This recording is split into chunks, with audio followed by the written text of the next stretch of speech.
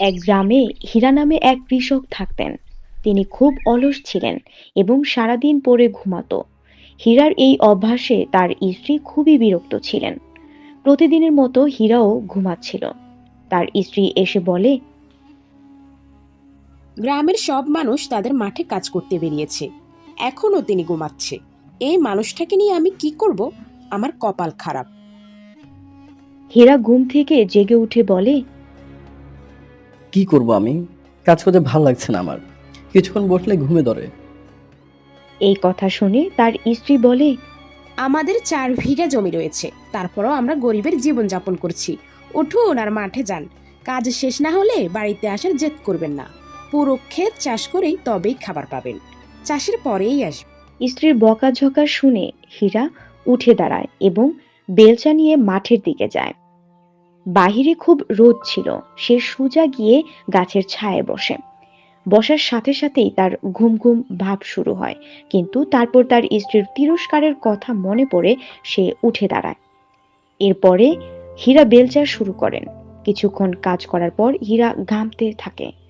ঘাম মুছে সে বলে, আমি কিছুক্ষণ বিশ্রাম করব, জল খাবো এবং কাজে ফিরে যাব। সে আবার গাছের নিচে গিয়ে পানি পান করে কিছুক্ষণ বিশ্রাম নেয়। বিশ্রামের সময় ঘুম চলে আসে, আর সে টের পায় না কখন সন্ধ্যা হয়ে গেছে। হীরা যখন জেগে ওঠে তখন তার সামনে একজন বৃদ্ধা দাঁড়িয়ে আছেন। সে বলে, বাচ্চা, তোমার কাছে জল থাকলে আমাকে একটু দাও, পান করি। আমি খুব শ্বাসকষ্ট অনুভব করছি। হ্যাঁ হ্যাঁ মা, আমার কাছে জল আছে, নাও পান করো। হীরা পান করতে জল দেয়। জল খাওয়ার পর মহিলাটি বলে, বাচ্চা, তোমার কি কিছু খাওয়ার আছে? আমার খুব খিদে পেয়েছে। কিন্তু মা, আমার খাবার কিছুই নেই। আমি ক্ষুধার্ত। আমার স্ত্রী আমাকে খাবার দেয়নি। সে আমাকে বলেছে এই ক্ষেতে পুরোপুরি নাঙ্গল না দিলে খাবার দিবে না। অনেক দিন কাজ করেছি কিন্তু পুরো ক্ষেত চাষ করতে পারিনি। কাজ করতে ভালো লাগছে না। যেখানে আমি বসি সেখানে সাথে সাথে আমি ঘুমিয়ে পড়ি। ঠিক তখনই বুড়ি একটি দেবদূতের রূপ ধারণ করে। হীরা দেখে অবাক। হীরা, তুমি অলস না, তোমার দোষও না। তুমি হয়তো এই ক্ষেত সম্পর্কে তেমন কিছুই জানো না। তুমি সব সোনা বাড়াতে পারো, যাতে তোমার সময় আসে অনেক সুখ শান্তি থাকতে পারে। আচ্ছা, কিন্তু কিভাবে? হীরা, দেখো, এই জমিতে ধান চাষ করো। তোমার ক্ষেতে 3 দানা সোনা জন্মাবে, যা থেকে তুমি দারিদ্রতা কাটিয়ে উঠতে সক্ষম হবে। একইভাবে তুমি যতবার ধান চাষ করবে ততবার 3টি সোনার ধানের সংখ্যা বাড়বে। ধীরে ধীরে তোমার পুরো মাঠ সোনার মাঠ হয়ে যাবে এবং তুমি সোনার ফসলের মালিক হবে। এমন কথা শুনে হীরা তার সুখের দিনগুলো ভাবতে শুরু করে।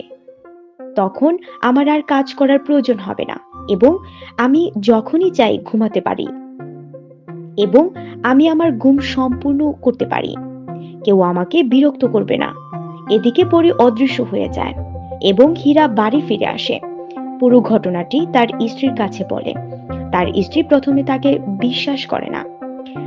তার মনে হয় ঘুমের মধ্যে হয়তো এটা স্বপ্ন। কিন্তু হীরার পীড়াপিড়িতে সে সব মেনে নেয়।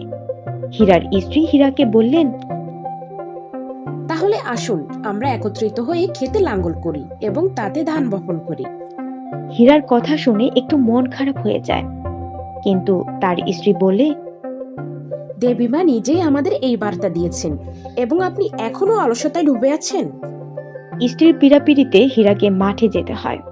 তারা একসাথে সারা রাত এবং সকাল পর্যন্ত খেতে চাষ করে ধানও বপন করেন। কিছুদিন পর হীরার ক্ষেতে ধান ওঠে। ফসল কাটার কারণে মাঠের রং সোনার মতো দেখায়। তাকে দেখে হীরার স্ত্রী বললেন, শোনো স্যার, মনে হয় না এখানে কোনো দানা আছে, গোটা সোনা আছে। ক্ষেত্র তাকান, এত গরম লাগছে। কিন্তু পরি আমাকে বলেছিল যে এই পুরো ফসলের মাত্র 3 দানা সোনা পাওয়া যাবে, বাকি থাকবে শুধু ধান। শোনো প্রিয়, এখন আমরা সেই 3টি সোনার দানা একসাথে খুঁজে বের করি। পাগল নাকি? এইভাবে মাঠের মধ্যে সেই সোনার দানাগুলো ফেললে সবার সন্দেহ হবে। আসুন আমরা এক কাজ করি, এই ধানের পুরো ফসল কেটে ফেলি, তারপর খেতে তুমি পাবে সেই সোনার দানা। ওহো, না এত ফসল আমি একা কিভাবে কাটবো? আমি এত কাজ করতে সক্ষম না। একটা কাজ করি, গ্রামের 2-3 জন লোককে কাজে লাগাই।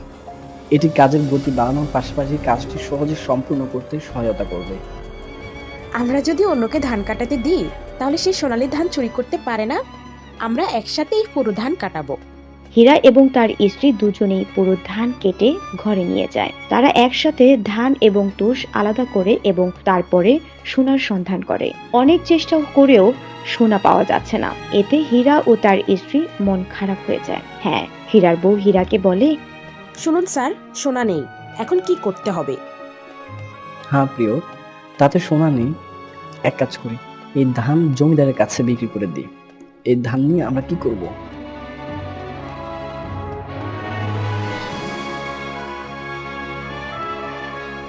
শোনো প্রিয়, সোনা না পেলে কি হবে? দেখো কত টাকা, আমাদের আগে এত টাকা ছিল না। হ্যাঁ, আপনি ঠিক বলেছেন। এত টাকা একসাথে দেখে বিশ্বাস করতে পারছি না।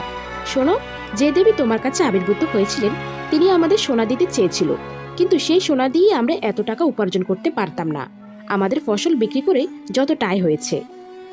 আমরা যদি প্রতি বছর এভাবে ফসল কাটাই তাহলে আমাদের চাহিদা মেটানোর মতো যথেষ্ট অর্থ থাকবে।